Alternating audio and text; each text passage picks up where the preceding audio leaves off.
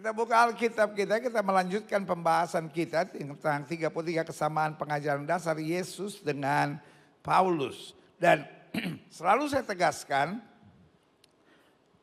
bahwa penulis Alkitab adalah Allah itu sendiri. Penulis Alkitab adalah Allah itu sendiri.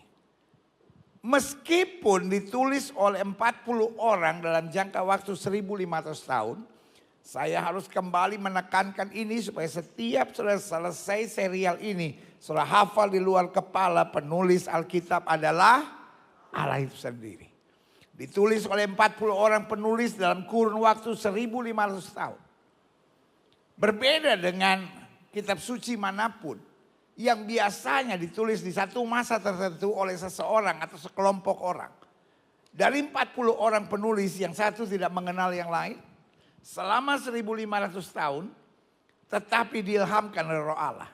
Jadi bukan berarti setiap penulis menuliskan menurut isi hatinya. Tapi setiap penulis dikendalikan oleh Roh Allah. Dan fokusnya jelas, yang pertama kasih Allah. Sama-sama bilang sama saya, kasih Allah. Lalu yang kedua, kasih yang rela melakukan apa saja. Sama-sama bilang sama saya, melakukan apa saja. Dan yang ketiga, keselamatan manusia. Sama-sama bilang sama saya, keselamatan manusia. Dan yang keempat, manusia dapat selamat hanya karena iman. Sama-sama bilang sama saya, hanya karena iman. Berarti kalau kita sarikan, kita simpulkan seluruh Alkitab, maka hanya ada satu ayat yang menyarikan Alkitab, yaitu Yohanes 3 ayat 16. Karena begitu besar, kita sama-sama bacakan. 1, 2, 3. Karena begitu besar kasih Allah ke dunia ini, sehingga ia telah mengaruniakan anak yang tunggal, supaya barang siapa yang percaya kepadanya tidak binasa, melainkan peroleh hidup yang kekal. Beri tepuk tangan yang meriah buat Tuhan. Nah, saudaraku yang kasih dalam Tuhan, hari ini kita masuk pembahasan ke-16. Baik Yesus maupun Paulus mengajarkan hal yang sama, bahwa kedatangan Kristus kembali seperti pencuri di waktu malam. Nah, saudaraku yang kasih dalam Tuhan, pertanyaannya, apakah Yesus pencuri? Sebagian berkata, Alkitab adalah buku yang sangat bertentangan. Di satu sisi, Alkitab bilang Yesus datang sebagai mempelai laki-laki. Tapi di sisi yang lain, Alkitab bicara Yesus datang sebagai pencuri. Kan itu dua hal yang berbeda. Pertanyaan saya, apakah betul Alkitab berbeda? Jawabannya, Alkitabnya tidak berbeda. Tapi kadangkala otak kita yang duniawi tidak bisa mencapai kemuliaan Allah. Jelas sampai di sini, nah ini yang kita mau belajar. Klik. Aha. Yesus bilang apa? Matius 24 ayat 42 sampai 44. Karena itu, berjaga-jagalah. Sebab kamu tidak tahu pada hari mana Tuhanmu datang. Tetapi ketahuilah, jika tuan rumah tahu pada waktu mana, pada malam hari pencuri akan datang, sudahlah pasti ia berjaga-jaga dan tidak akan, apa saudara? Membiarkan rumahnya dibongkar. Sebab itu, hendaklah kamu juga siap sedia. Karena anak manusia datang pada saat yang tidak kamu duga.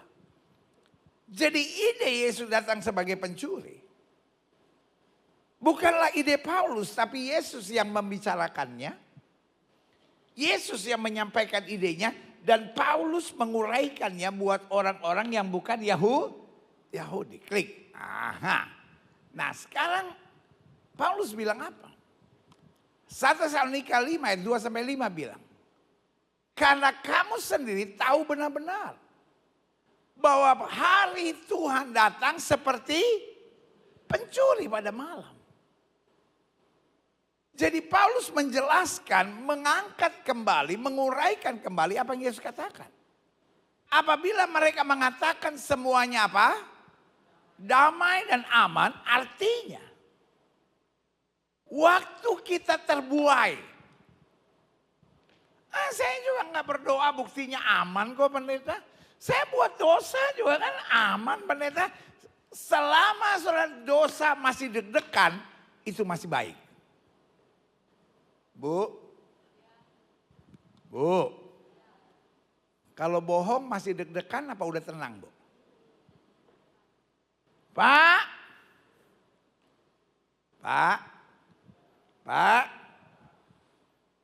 ketika Bapak bohong,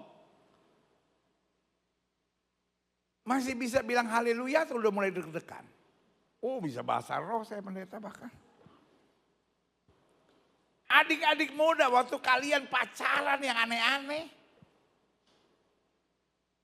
Masih deg-degan atau udah aman sejahtera?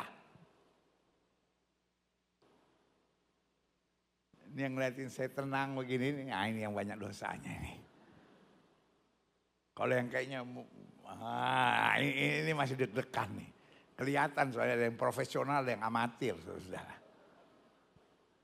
Yang paling berbahaya adalah kalau kita berdosa lalu rasa tenang. Saya takut suara roh dalam diri kita sudah mati. Itu sebabnya saya mendorong setiap jemaat untuk doa puasa. Karena doa puasa itu menjadikan kita lebih peka akan suara Tuhan. Kadangkala kita terlalu force, terlalu memaksakan yang saya mau. Dan repotnya adalah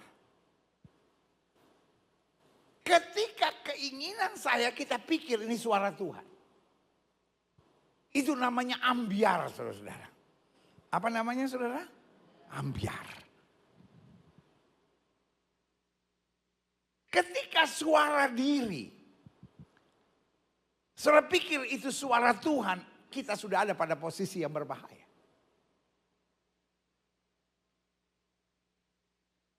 Sehingga waktu kita berdosa kita anggap wajar. Kita maki orang, kita hina orang, kita merendahkan orang, kita anggap wajar karena memang dia pantas digituin. Itu namanya suara roh di dalam diri kita sudah mati, bukan meninggal, mati saudara. Tetapi ketika kita melakukan sesuatu dan kita masih merasa ini salah, engkau ada di saat yang benar. Makanya ayat ini bilang, apabila mereka mengatakan semuanya damai dan aman. Kami nggak pernah ke gereja, kami hidup dalam perzinahan, kami nonton tayangan cabul, kami menghina, kami merokok, kami minum mabuk, kami judi, kami LGBT. Buktinya Tuhan gak hukum kami, everything is alright. Ayat Alkitab bilang apabila mereka mengatakan semuanya damai dan aman, maka tiba-tiba, sama-sama bilang sama saya tiba-tiba, mereka ditimpa oleh kebinasaan. Seperti seorang perempuan yang hamil ditimpa oleh sakit bersalin. Mereka pasti, sama-sama bilang sama saya mereka pasti. Tepuk sebelah saudara bilang jangan sampai kita. Karena ayat ini bilang mereka yang mengatakan semuanya damai dan aman, mereka yang tidak berjaga-jaga, mereka pasti tidak akan luput. Tetapi kamu saudara-saudara, kamu tidak hidup dalam kegelapan. Sehingga hari itu tiba-tiba mendatangi kamu seperti pencuri. Kita baca secara profetik, sama-sama bilang sama saya tidak hidup dalam kegelapan. Semua ibu-ibu bilang saya tidak hidup lagi dalam kegelapan. Semua bapak-bapak bilang sama saya tidak hidup dalam kegelapan. Semua adik-adik muda bilang saya tidak hidup dalam kegelapan. Sehingga hari itu, semua dong, sehingga hari itu tiba-tiba mendatangi saya seperti pencuri. Berikan tepuk tangan yang meriah buat Tuhan. Saya tidak hidup lagi dalam kegelapan. Klik. Pencuri pada waktu malam. Bahasa Yunaninya bilang hos kleptes Enigti. Saudara pernah dengar kata kleptomania enggak? Hah? Saudara pernah dengar kata kleptomania enggak? Saudara pernah dengar kata monitor ketua? Seleranya agak rendah ini. Enggak pendeta, itu enggak pernah dengar juga. Saya suka dengar Veronica, lebih parah lagi saudara-saudara. Jadi kleptomania itu artinya orang yang punya kecenderungan selalu mau mengambil yang bukan miliknya. Nah, bahasa itu berasal dari bahasa Yunani kleptes atau klepto yang artinya mencuri. Datang tiba-tiba dan mengambil, klik. Nah, pencuri di sini kita tidak mengertinya. Oh, Yesus adalah pencuri. Loh. Dia datang bagi kita. Sama-sama bilang sama saya, datang bagi kita. Sebagai mempelai laki-laki Kristus. Jelas nggak sampai di sini? Tetapi waktunya, sama-sama bilang sama saya, waktunya tidak dapat diprediksi. Sangat mendadak, sifatnya tidak disangka. Makanya Alkitab bilang respons kita jagalah. Jadi pencuri di sini bukan berarti Yesus adalah pencuri. Tapi bicara tentang waktunya yang tidak pernah bisa kita prediksi. Makanya selalu saya bilang, sepanjang sejarah gereja, ada saja orang-orang yang selalu mau memprediksi, oh Yesus datang 2027, oh Yesus datang 2024, oh Yesus datang 2030. Hari ini sebagai gembala saya ingatkan saudara, siapapun yang memprediksi kapan Yesus datang, itu pasti ajaran yang keliru. Karena penjelasan Alkitab tentang kedatangan Yesus mendorong kita bukan untuk memprediksi kapan dia datang, tapi mendorong kita untuk berjaga-jaga dan siapkan diri. Sama-sama bilang saya harus siap. Klik. Aha. Yang kedua, pencuri pada waktu malam, hos kleptes enigti, merugikan bagi yang lengah dan menolak untuk memahami serta apa? Mengeraskan hati. Pencuri mau datang pun ketika kita berjaga, dia tidak bisa merugikan kita. Gini. Sama-sama bilang sama saya, tidak bisa merugikan saya. Karena kalau pencuri, udah pelan-pelan dia datang. Terus kita bilang, oh enggak Bu, mau nanya alamat. Alamat palsu kali. Dia hanya bisa merugikan yang lengah, yang menolak untuk memahami, serta yang mengeraskan hati. Orang-orang yang hari-hari ini menghina Yesus. Orang-orang yang berkata Yesus hanya nabi. Orang-orang yang berkata orang Kristen kok bodoh banget, percaya 3 Allah. Kita nggak percaya 3 Allah. Kita percaya Allah yang hidup. Yang penuh kuasa. Yang turun untuk menyelamatkan kita. Naik ke sorga menyediakan tempat buat kita. Memberikan Roh Kudusnya. Supaya kita yang hidup dalam dirinya. Melihat kemuliaan yang luar biasa. Berikan tepuk tangan yang meriah buat Tuhan. Ada yang jelas. Memahami tapi mengeraskan hati. Dan yang seperti ini akan mengalami kerugian besar. Karena mereka pikir damai dan aman. Pertanyaan saya.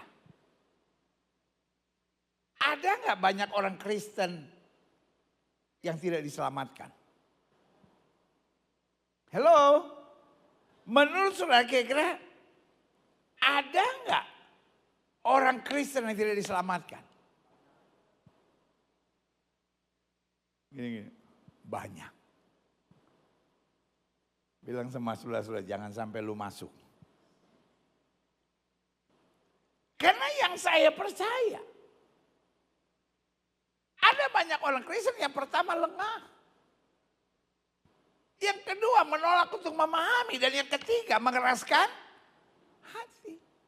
Jadi bukan hanya bagi orang yang tidak percaya Yesus. Tapi banyak orang yang percaya Yesus tapi lengah, tidak menolak memahami dan juga mengeraskan hati. Makanya Alkitab bilang kalau Roh Kudus bicara jangan keraskan hatimu. Klik. Selanjutnya. Pencuri pada waktu malam. Hos, kleptes, and nixti. Pencuri kira-kira ambil kaos kaki saudara enggak? Halo? Kira-kira pencuri ambil bon-bon utang saudara enggak? Kira-kira dia beresin sampah di rumah saudara enggak? Ngapain? Pencuri datang mengambil yang berharga. Pencuri gak mungkin ngambil kulkas.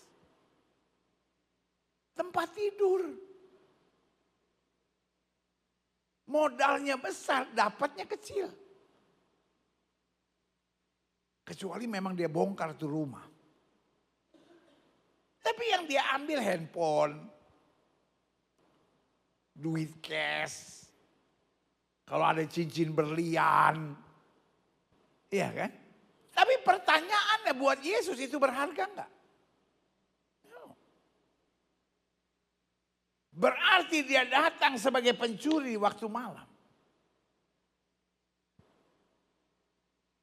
Pertanyaannya apa yang paling berharga buat Yesus? Engkau dan saya. Dia mau bawa di tempat di mana dia berada sampai selama-lamanya. Berikan tepuk tangan yang meriah buat Tuhan. Klik. Yohanes 14 ayat 3.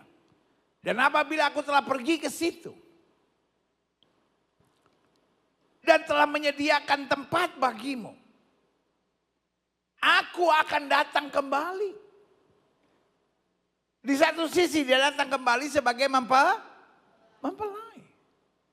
Dan kalaupun dia datang sebagai pencuri, dia mengambil yang paling berharga di sini. Membawa kamu ke tempatku. Supaya di tempat, haleluya, sama-sama bilang di tempat di mana Yesus berada. Dia mau saya berada. Berikan tepuk tangan yang meriah buat Tuhan, amin. Jadi kalau kita bicara tentang rapture, rapture bukan hanya sebuah kondisi. Saya mengerti ada banyak gereja, ada banyak orang Kristen, ada banyak theologian yang tidak percaya dengan rapture. Wah, apa sih ini orang-orang karismatik percaya rapture dan lain-lain. Tetapi buat saya rapture bukan doktrin gereja. Rapture juga bukan kondisi. Tapi buat saya rapture adalah relasi. Sama-sama bilang sama saya rapture adalah relasi. Rapture adalah hubungan. Kenapa hubungan? Karena Yesus mau di tempat di mana dia berada. Kita akan berada bersama-sama dengan dia. Berikan tepuk tangan yang meriah buat Tuhan. Rapture bentuk kecintaan Yesus. Kenapa kita harus berada di tempat di mana Yesus berada? Yang pertama karena dunia terlalu berbahaya buat kita. Yang kedua karena setan begitu serius mau menghancurkan kita. Dan yang ketiga, karena berada di dekat Yesus, satu-satunya tempat yang paling aman buat kita. Berikan tepuk tangan yang meriah buat Tuhan. Sama-sama bilang sama saya harus dekat dengan Yesus. Karena itu tempat yang paling aman buat saya. Klik. Selanjutnya, jadi urutan kedatangan Yesus kembali menurut 1 Tesalonika 4 ayat 16 sampai 17. Apa itu?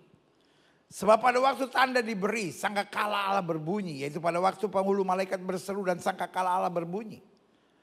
Maka Tuhan sendiri akan turun dari sorga. Dan mereka yang mati dalam Kristus akan lebih dahulu bangkit. Sesudah itu kita yang hidup, yang masih tinggal akan diangkat bersama dengan mereka dalam awan menyongsong Tuhan apa? Di angkasa. Klik. Jadi saya bikin urutannya demikian. Karena Alkitab berkata demikianlah kita akan selama-lamanya bersama dengan Tuhan.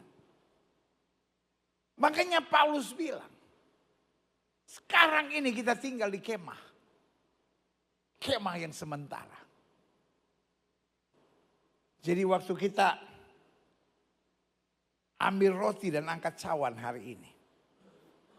Maka yang pertama harus kita ingat, Tuhan kuatkan saya selama saya tinggal di kemah yang sementara.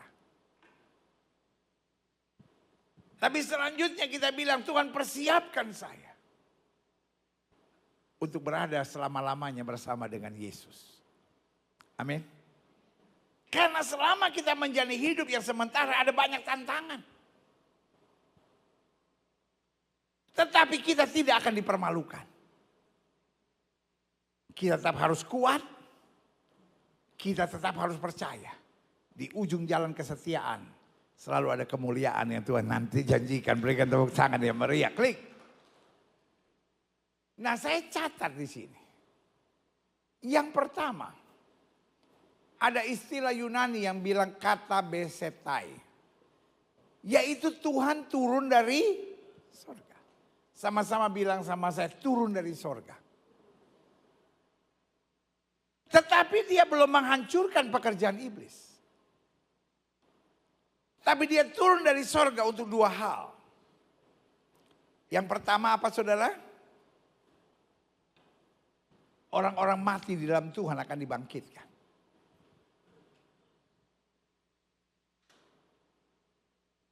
Tetapi yang kedua, kita yang masih hidup akan diangkat dalam kemuliaan. Saya ngerti buat sebagian orang itu gimana caranya.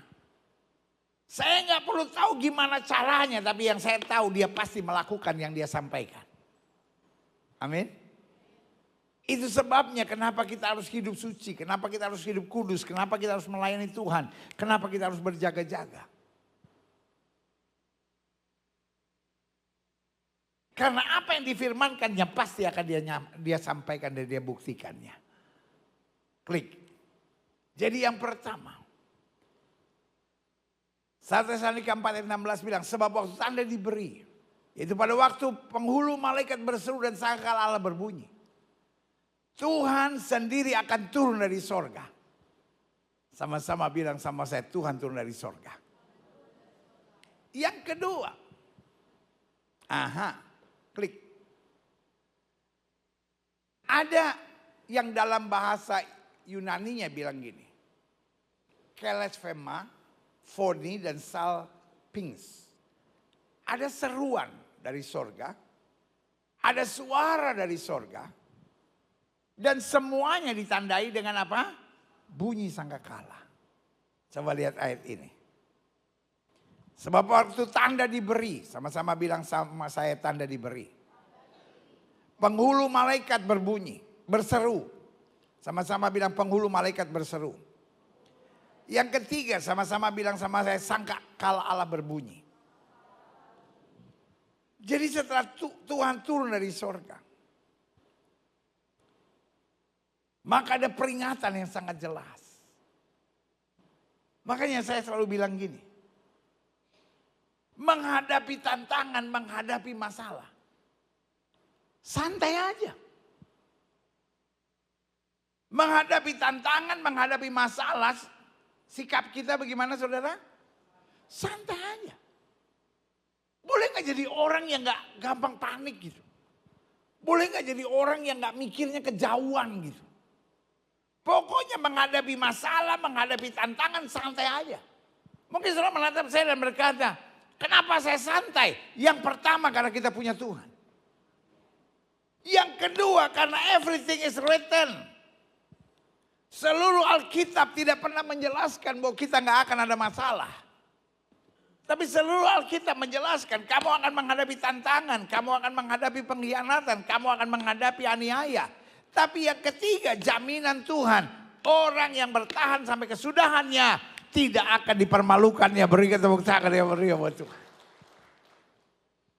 Jadi sikap kita apa saudara? Sama-sama bilang saya harus belajar santai. Jemaat Gereja Bethel Indonesia Glow Fellowship Center baik yang di rumah maupun di gereja. Kalaupun hari ini kau kembali mengangkat roti dan mengangkat cawan. Remind yourself. Saya nggak boleh gampang panik. Saya nggak boleh gampang emosi. Saya nggak boleh gampang kecewa. Saya punya Tuhan yang dahsyat dan luar biasa. Dia berikan kemenangan selalu tepat pada waktunya. Berikan tepuk tangan yang meriah buat Tuhan. Yang ketiga. Ada istilah dalam bahasa Yunani bilang begini. Anastasontai proton. Orang yang mati dalam Kristus akan apa saudara? Bangkit dulu. Jadi orang yang mati dia belum langsung ke sorga. Dia juga belum langsung ke neraka. Tapi orang yang mati hari-hari ini masih ada di ruang tunggu. Apa saudara? Ruang tunggu. Ruang tunggu sorga dan ruang tunggu neraka.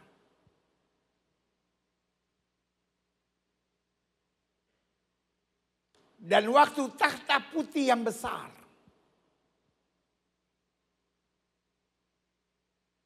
Di situ dikatakan. Orang-orang yang namanya tidak tertulis dalam kitab kehidupan dilempar keluar.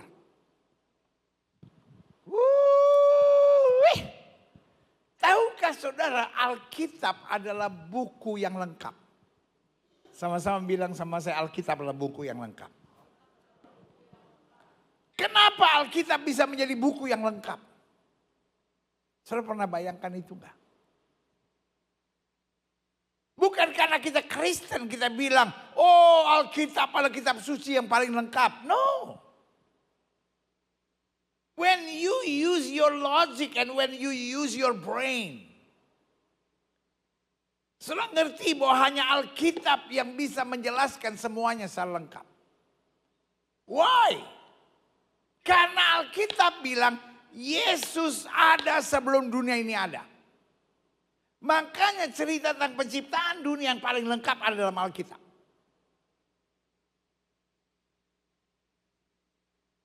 Kenapa Alkitab tidak bicara tentang dinosaurus? Kenapa Alkitab tidak bicara tentang berapa umur dunia? Karena nggak penting. Pak, yang suka gini-ginian bapak-bapak nih, Pak, tunjukkan kau ada Pak.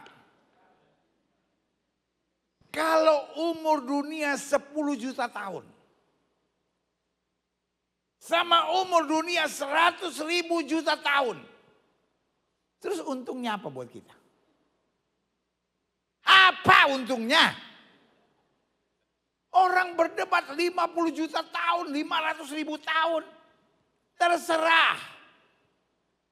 Tapi yang pasti.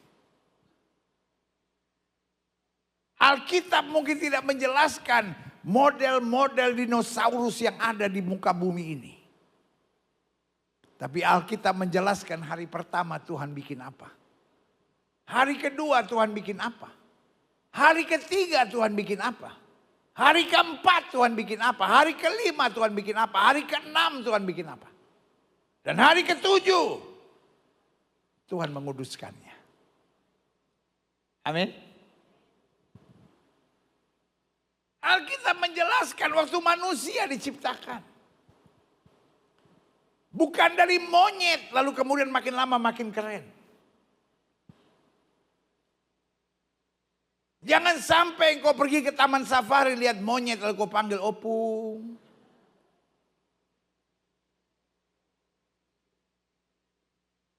Tapi Alkitab saya menjelaskan dari debu. Lalu kita bertanya, Tuhan, kalau saya berharga, kenapa Tuhan ciptakan saya dari debu? Kenapa saya tidak diciptakan dari berlian, bisa transparan? Ada orang marah sama saya di satu retreat perkuliahan. Dan bilang kalau Tuhan memang Allah yang luar biasa, kenapa Tuhan ciptakan manusia dari debu dan tanah dan tidak dibuat dari emas atau perak? Pasti dia keseringan dengar Daud Tony bicara tentang emas sama perak gitu. Saya bingung juga. Karena saya sekolah teologi sampai doktor, saya belum pernah dapat pertanyaan dan jawaban seperti dari situ. Tapi untung ada hikmat Tuhan, saya bilang. Tuhan sengaja ciptakan manusia dari debu dan tanah. Baru dihembuskan nafas hidup dan yang berharga adalah nafas hidup, nefes haya dalam bahasa Ibrani. Karena manusia dari debu tanah ya udah belagu. Pak, Bu, pernah ketemu orang belagu nggak? Padahal dia dari debu tanah. Bayangin kalau diciptain dari emas, tambah enak kita ngelihatnya. Alkitab menjelaskan dari debu tanah. Apakah wanita diciptakan dari debu tanah? Tidak.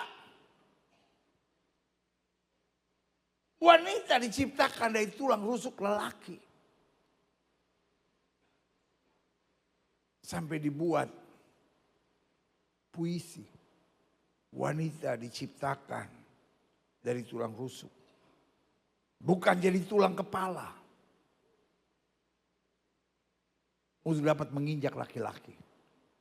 Tapi bukan juga dari tulang kaki yang dapat diinjak. Ada di sisinya. Untuk dipeluk. Untuk dikasihi. Enggak usah nangis, Bu, tenang aja.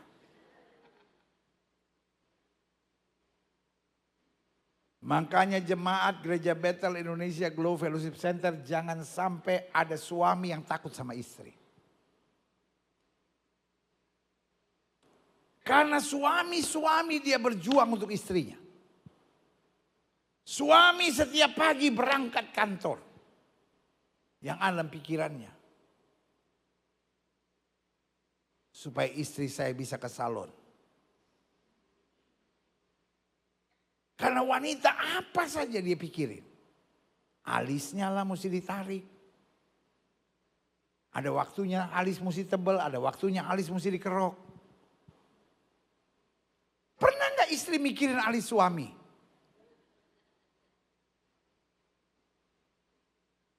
Pernah gak istri mikirin tasnya suami? Gak ada. Tapi suami mikirin. Istri perlu dikeriting atau perlu dicepol.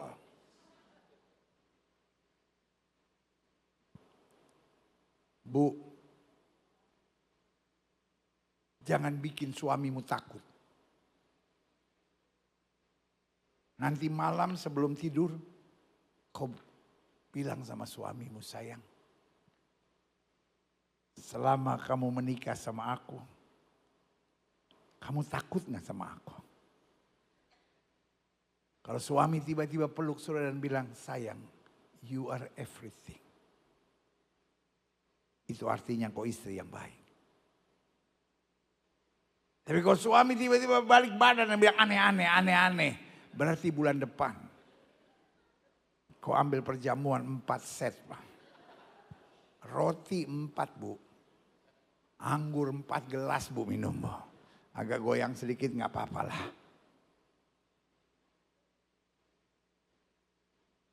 Tetapi Alkitab juga menjelaskan. Bukan hanya awal dunia tapi akhir dunia. Karena Yesus sudah ada sebelum dunia ini ada. Dan Yesus tetap ada. Ketika segala sesuatu sudah berakhir. Berikan tepuk tangan yang meriah buat Tuhan. Amin. Jadi jelaskan semuanya. Dan very accurate. Alkitab saya tidak menjelaskan di sorga ada makan-makan yang enak. Itu namanya khayalan orang-orang tidak jelas. Saudara. Yang ketiga. Ada apa di sorga? Istilah bahasa Yunaninya bilang anastesontai proton. Orang-orang mati dalam Kristus akan apa? Bangkit dahulu. Klik. Selanjutnya. Yang keempat. Ada istilahnya gini. Epeitai harpagesometa. Sesudah itu kita yang hidup akan direbut. Dalam bahasa Yunani ada istilah gini, harpaso. Harpaso itu artinya direbut secara langsung. Untuk sebuah kepentingan yang lebih baik. Nah inilah Yesus datang sebagai pencuri. Karena dia gak mau kita terpengaruh oleh dunia. Yesus menjemput kita untuk kebaikan kita.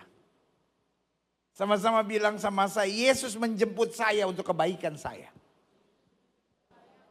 Karena Alkitab saya bilang dunia ini sedang lenyap dengan segala keinginannya. Kenapa dia harus bawa saya pada kemuliaan? Karena iblis mau seret kita pada kehancuran. Pencuri itu datang hanya untuk mencuri, membunuh, dan membinasakan. Tapi pencuri di sini bukanlah Kristus. Karena Kristus datang buat kita sebagai mempelai laki-laki. Tapi pencuri di sini adalah iblis. Yang pertama dia curi perhatian kita. Lalu yang kedua dia bunuh iman kita. Dia curi perhatian kita tujuannya supaya kita apa? Lengah. Kenapa setiap bulan di awal bulan kita mengadakan perjamuan kudus? Supaya kita tidak lengah. Kita ingat Kristus sudah lakukan segala-galanya buat kita. Sehingga selalu saya bilang waktu kita terima perjamuan suci. Pastikan kita berkata, Tuhan terima kasih. Engkau korbankan segala-galanya. Supaya saya menerima segala-galanya dalam kemuliaannya. Mereka tepuk tangan yang meriah buat Tuhan. Yang kelima. Sesudah itu kita yang kelima. Dalam bahasa Yunaninya bilang eis apatisin tu kuries eira. Yaitu kita semua dikumpulin. Menyongsong Tuhan di angkasa. Saudaraku yang kekasih dalam Tuhan. Saudara baca kitab suci manapun. Semua mengajarkan yang baik. Semua mengajarkan untuk meninggalkan dosa. Semua mengajarkan untuk beriman dan beribadah. Tapi saudara gak akan jumpai sedetail ini. Bicara tentang akhir zaman.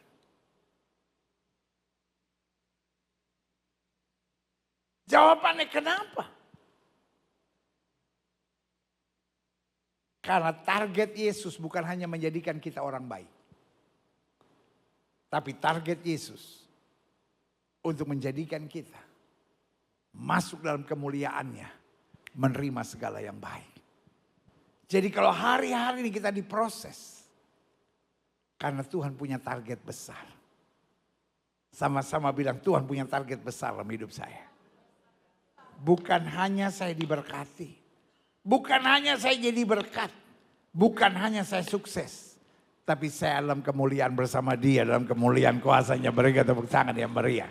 Saya undang pemain musik maju ke depan. Yang terakhir. Klik. Yang keenam. Pantotesin kirio esometa. Selama-lamanya bersama dengan Tuhan. Saya tidak bisa bayangkan hari itu. Kita yang selama ini hanya menantikan Tuhan. Nanti kita akan selama-lamanya bersama dengan Tuhan. Saudaraku yang kasih dalam Tuhan. Makanya selalu harus saya ingatkan buat setiap saudara. Mau ada tantangan apapun, mau ada pergumulan apapun, sifatnya sementara. Tugas kita yang pertama, tetap memandang Tuhan. Kalau tadi saya bilang, menghadapi apa saja, santai aja. Mungkin saudara menatap saya dan berkata, bagaimana kita bisa santai, pendeta? Yang pertama, kita harus tetap pandang Tuhan. Sama-sama bilang saya pandang Tuhan. Kenapa kau gak bisa santai? Karena kau pandang masalah. Kau pandang kekuatan, waduh Tuhan saya sakit nih Tuhan. Saya luka nih Tuhan, waduh saya hancur nih Tuhan. Waduh saya dijebak nih Tuhan, waduh saya diberhentiin dari kantor nih. Waduh bisnis saya bisa mati nih kalau begini. Kita sibuk dengan segala sesuatu yang setan intimidasi dalam hidup kita. Tapi yang pertama kita pandang Tuhan. Yang kedua kita tahu janjinya ya dan amin. Sama-sama bilang sama saya, janji Tuhan tidak pernah meleset. Dan yang ketiga, ada rancangan Tuhan untuk peningkatan. Sama-sama bilang sama saya peningkatan. Kita pakai akal sehat saja. Ujian SD adalah syarat untuk kita masuk SMP. Saudara boleh sepintar apapun di SD itu, tapi kalau saudara nggak ikut ujian, saudara nggak bisa masuk SMP. Saudara boleh sepintar apapun SMP, kalau saudara nggak ikut ujian dan nggak lulus, saudara tidak bisa masuk SMA. Jadi tujuan ujian apa saudara? Sama-sama bilang sama saya peningkatan. Tujuan ujian apa saudara? Tujuan ujian apa? Ini yang buat kita santai. Setiap ujian tantangan yang ada di depan kita membuat kita yakin. Terima kasih Tuhan. Aku akan naik, aku akan tambah maju, aku akan tambah meningkat. Aku akan tambah melihat kemuliaan Tuhan dinyatakan. Berikan tepuk tangan yang meriah. Saya undang kita semua bangkit berdiri.